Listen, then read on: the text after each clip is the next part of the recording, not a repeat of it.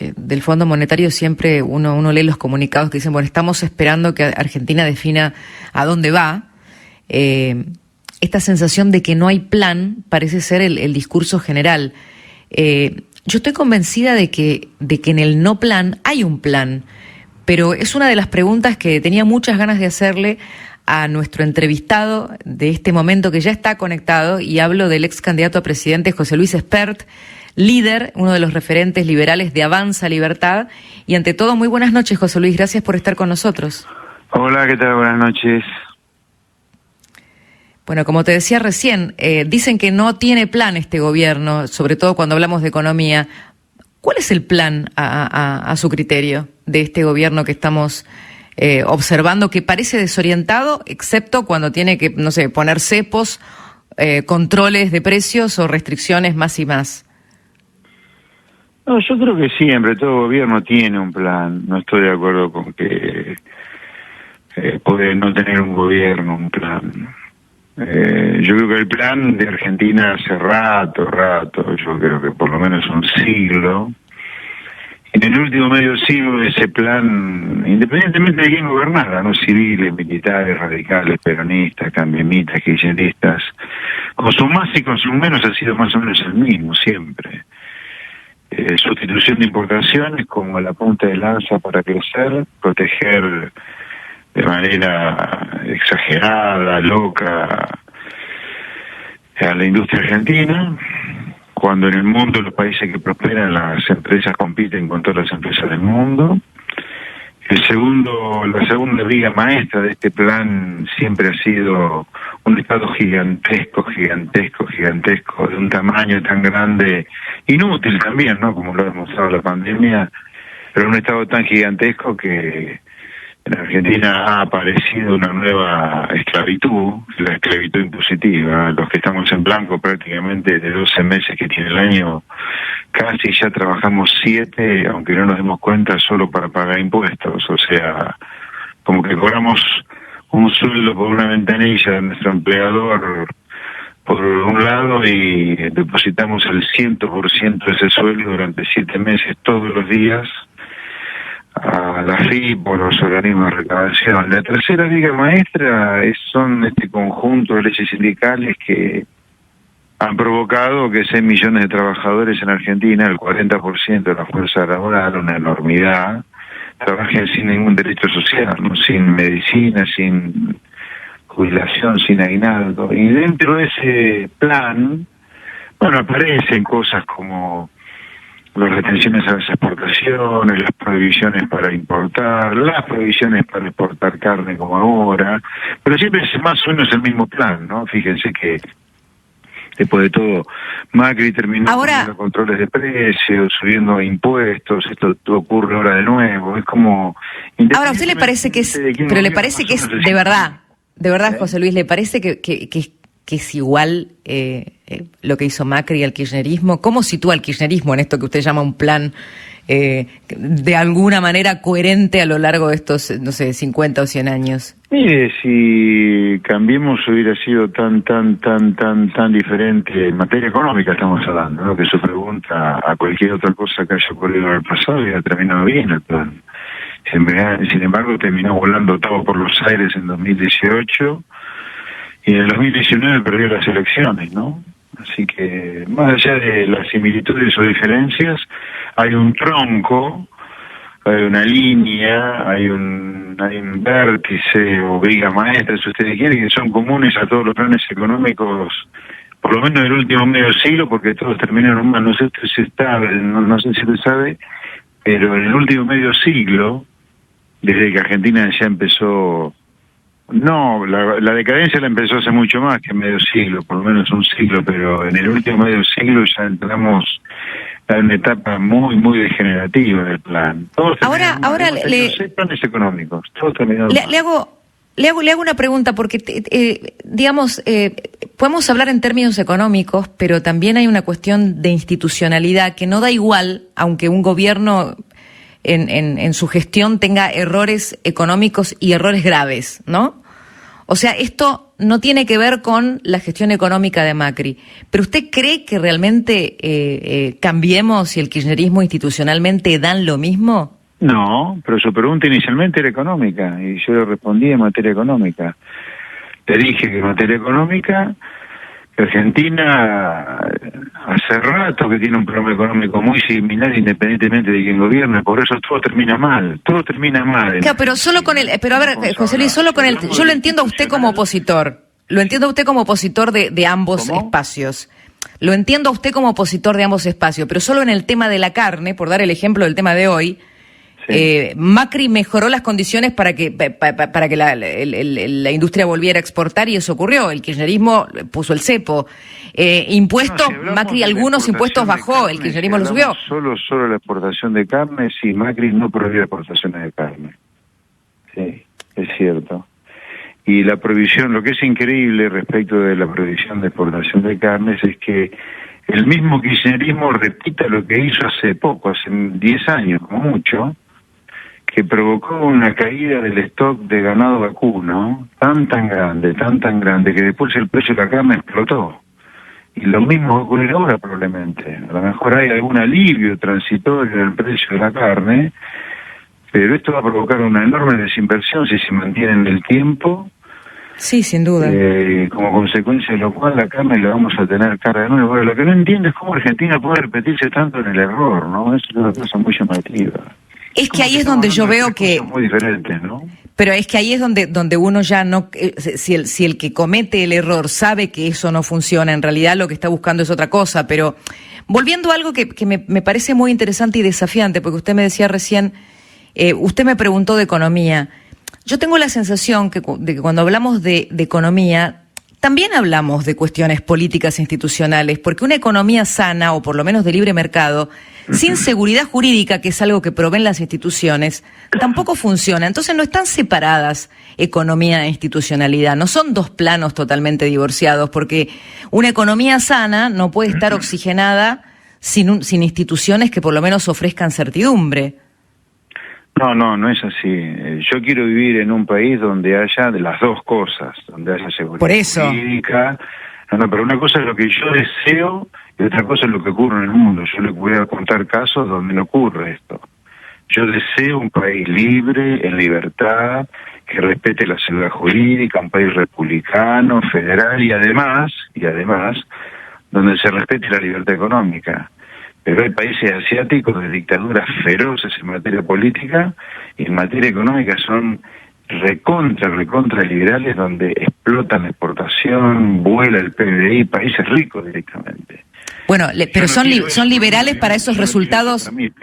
Pero José Luis, son liberales para los resultados macroeconómicos. Hay de todo. Yo quiero vivir en un país, como le decía recién, donde haya seguridad jurídica, libertad individual, respeto a la institucionalidad. Bueno, coincidimos. Pero digo, la comparación que hace usted con países asiáticos, quizá en los resultados macroeconómicos no es tienen... comparación, Cristina, yo le estoy contando casos, no estoy comparando, no te giverse lo que yo le digo, no estoy comparando, estoy diciéndole que no en todo el mundo que es libre económicamente hablando hay seguridad jurídica, hay libertad política. Pero China no es libre económicamente hablando, Yo quiero vivir José en Luis. un país así, obviamente, ¿no? En un país donde haya seguridad jurídica, libertad política y además mucha libertad económica. Bueno, en eso estamos de acuerdo. Sí. Lo que digo es que China no es libre económicamente. El Partido Comunista Chino y el presidente Xi Jinping pueden ser libres, pero pregúntele a los chinos si pueden hacer lo que quieren. No pueden. Pero sí, yo lo único que le dije, a ver, usted empezó diciendo que básicamente hay una sola cosa monocorde, de seguridad jurídica, espíritu republicano, libertad económica, y yo le digo, mire, yo quiero vivir en un país así, pero no todo el mundo vive así. De hecho, en China es un país que es de los que más ha crecido en los últimos 30 años, producto de que se ha vuelto muy capitalista en materia económica. Ahora no hay ninguna libertad política. Y totalmente. Eso yo no lo quiero para mi país, pero de ninguna manera quiero eso, obviamente. Sin duda, es así, no hay derechos políticos. José Luis, estamos en un momento donde los indicadores de la economía son dramáticos, prácticamente iguales a los de 2001, pero con un agravante que es que no tenemos probablemente las condiciones para convertir en un rebote económico todo esto, más la pandemia. En algún momento usted acuñó el famoso soja y suerte. ¿Cómo ve este contexto en el cual el país, sin un horizonte claro en vacunación, o por lo menos por la lentitud que estamos viendo, está más que empantanado?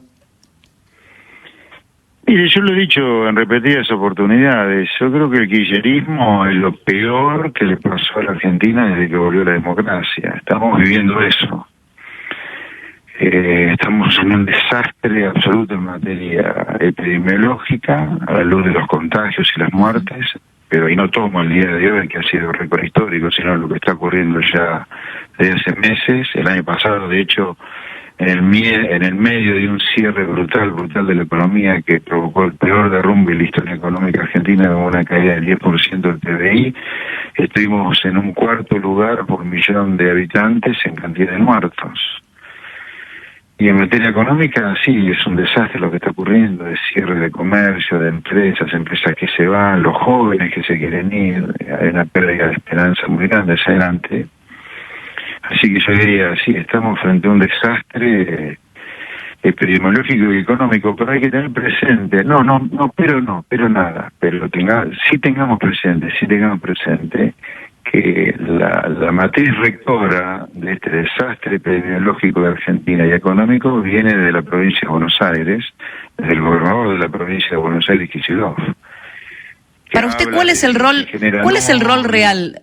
¿Cuál es el rol real de Kicillof, a quien llamó bolchevique el otro día? Para usted, ¿cuál es el rol real de Kicillof? Central, yo creo que central en el gobierno nacional. Su palabra, su pensamiento es muy influyente en Cristina Kirchner, que es crítica en el gobierno de Alberto Fernández. Por eso yo le apunto todos los cañones a Kicillof. Por eso yo creo que Kicillof es el hombre a derrotar en las elecciones de 2021. Por eso yo he dicho que si bien nosotros desde Avanza Libertad vamos a ir por nuestro lado, sí también lo he dicho públicamente que sería bárbaro que si nos ponemos de acuerdo en tres cosas críticas que Argentina tiene que cambiar para que le empiece a ir bien alguna vez, que es su vinculación con el mundo, con un comercio libre, que es tener un Estado que recaude una cantidad de impuestos razonables para no exprimir a la gente de impuestos como hoy, y leyes laborales que provoquen que explote el trabajo en blanco, no en negro como hoy. Si nos ponemos de acuerdo en esas tres cosas, las firmamos y salimos a hacer campaña con eso, yo lo que propuse es un gran paso de todo el arco antikirchnerista, porque creo que Kicillof es necesario que sea derrotado para empezar a pensar un país algo más razonable para la gente de trabajo, de esfuerzo, comercial. O sea, para usted Kicillof es como el verdadero presidente, ¿no? ¿Cómo? Para usted Kicillof es como el verdadero presidente en los hechos. Desde el punto de vista de la influencia que tiene, sí, en los hechos sí. En los hechos sí, porque es crítico en la estrategia desastrosa, por supuesto, en materia epidemiológica de Argentina, y es crítico en el desastroso rumbo económico de Argentina. Recordemos que el pasado de Kicillof fue prácticamente un prontuario en materia económica, ¿no? Recuerde que en 2014, cuando tuvo que elegir entre respetar el fallo de Griesa, justicia americana que Argentina fue a buscar en 2005 con el gobierno de Néstor Kirchner, lo decidió desacatar, cambiar el lugar de legislación para el pago de la deuda y nos mandó al default. Destruyó el mercado de biocombustibles, estatizó tan mal YPF que hoy Argentina está litigando en Nueva York una deuda que vamos a tener que pagar todos los contribuyentes por más de 4.000 millones de dólares. Lo del Club de París también, ¿no? ¿Cómo? Lo del Club de París también, que todavía no se conoce. París, el acuerdo negoció tan mal la deuda con el Club de París que pagamos penalidades al libre botón por 4.000 millones de dólares. O sea, un desastre con ministro de Economía, pero la ciudadanía decidió ponerlo como gobernador. Bueno, ahí tenemos un desastre en la provincia de Buenos Aires que se extiende a todo el país. Sí, sin duda que José Luis es el hombre a derrotar en esta elección, creo yo. José Luis, usted planteaba recién un paso de todo el arco antikirchnerista. ¿Cree que eso es posible en las elecciones legislativas? Y ahí inmediatamente va la otra cuestión de si los espacios antikirchneristas separados no terminan siendo funcionales al gobierno.